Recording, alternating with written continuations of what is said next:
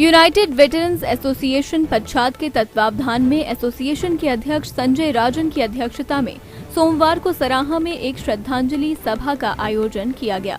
सर्वप्रथम पुलवामा में आतंकवादियों के कायराना हमले में मारे गए सीआरपीएफ के 41 जवानों को श्रद्धांजलि अर्पित की गई। इसके पश्चात गद्दिनों इलाके के सभी वेटरन्स को श्रद्धा सुमन अर्पित किए गए। भारत रत्न से सम्मानित पार्श्व गायिका लता मंगेशकर को भी श्रद्धांजलि अर्पित की गई। मैं देवदत्त शर्मा, भूतपूर्व अर्धसैनिक बल संगठन सिरमौर का अध्यक्ष, आज दिनांक 14/2/2021 को पुलवामा शहीदों की तीसरी बरसी में श्रद्धांजलि देने के लिए यहाँ उपस्थित हुए हैं। आज पुलवामा शहीदों की सही श्रद्धांजलि होगी कि उनके परिवार व उनके सम्मान के लिए हर सैनिक कल्याण बोर्ड का सुचारू रूप से सरकार संचालन करे। भूतपूर्व अर्धसैनिक बल संगठन के सदस्यों की समस्याओं का समाधान हो सके। प्रदेश सरकार से विशेष आग्रह रहेगा कि वो हमारी निम्न सीम, जिसमें कोई खर्चा नहीं है, इस मांग को पूर्ण करने की कोशिश करेगी।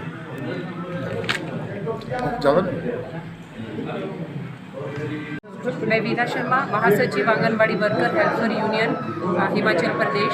आज जो ये प्रोग्राम यहाँ पे युवा एसोसिएशन द्वारा किया जा रहा है और पुलवामा में जो शहीद हुए थे उनको याद करते हुए श्रद्धांजलि जो यहाँ पर दी जा रही है, इसमें हमारी यूनियन भी अपनी श्रद्धांजलि अर्पित करता है और जो एसोसिएशन ये काम कर रही है इसके लिए बहुत बहुत धन्यवाद।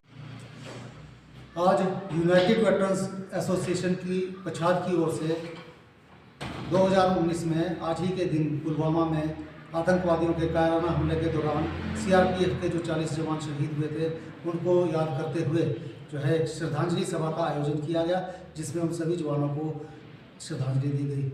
इसी के साथ साथ हमारे पच्छाद इलाके के कुछ एक हमारे एक्स सर्विसमैन व अर्धसैनिक बल के जो सेवानिवृत्त थे उनको भी कुछ का जो है देहावसान हो गया था, स्वर्गवास हो गया था। इस मौके पे हमने उन लोगों को भी याद किया और साथ ही भारत रत्न जो है लता मंगेशकर जी, जिन्होंने शहीदों के लिए काफ़ी जो है देशभक्ति के गाने गाए, उनको भी याद किया गया और इस तरह से आज ये हमारा समारोह संपन्न हुआ। इसी दौरान हम अर्धसैनिक बल, भूतपूर्व अर्धसैनिक बल के जो परिजन हैं उनसे भी हम मिले और उनका दुख दर्द भी हमने बांटा।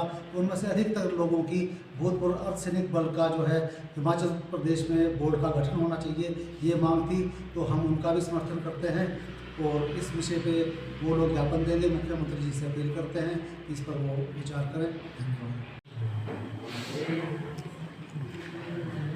नमस्कार, मैं Anil Sharma, lecturer chemistry, new pension scheme employees association Himachal Pradesh खंड सराहा प्रधान। आज अर्धसैनिक बल महासंघ के इस कार्यक्रम में अपने पदाधिकारियों के साथ यहाँ पर पुलवामा में जो हमारे 44 जवान शहीद हुए हैं उनको विनम्र श्रद्धांजलि देने के लिए यहाँ उपस्थित हुआ हूँ।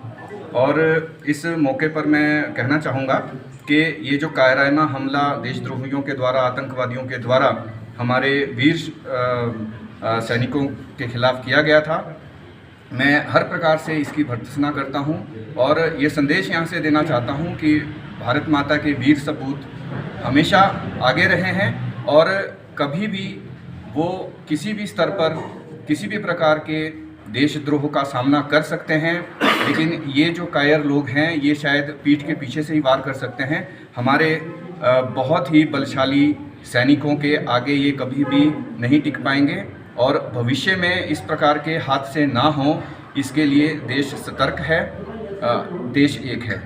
इस मौके पर एक मैं बात इसमें और कहना चाहूँगा कि हमारे अर्धसैनिक बल के जितने भी जवान हैं, जब वो सेवानिवृत्त हो जाते हैं तो अपने घरों को आ जाते हैं और जो हमारे वीर जवान जो हैं वो शहीद हो जाते हैं, उनके परिवारों को कहीं ना कहीं पेंशन व्यवस्था की कमी खलती है। उनके छोटे बच्चे, उनकी बीवी और परिवार के जो अन्य सदस्य होते हैं, शायद वो कहीं ना कहीं पेंशन बहाल ना होने की वजह से आज एक सम्मानजनक जो है वो जीवन यापन नहीं कर पा रहे हैं। इस मौके पर मैं new pension scheme employees association Himachal Pradesh के साथ जो हमारे सराह खंड की इकाई है उसके द्वारा ये यहाँ से आह्वान करना चाहूँगा कि अर्धसैनिक बलों को पुरानी पेंशन बहाली की जाए, जल्दी से जल्दी की जाए, ताकि इनके परिवार जो हैं वो अपना गुजर बसर अच्छे प्रकार से कर सकें। धन्यवाद। दिव्य हिमाचल टीवी के लिए नाहन से सूरत मुनीर की रिपोर्ट।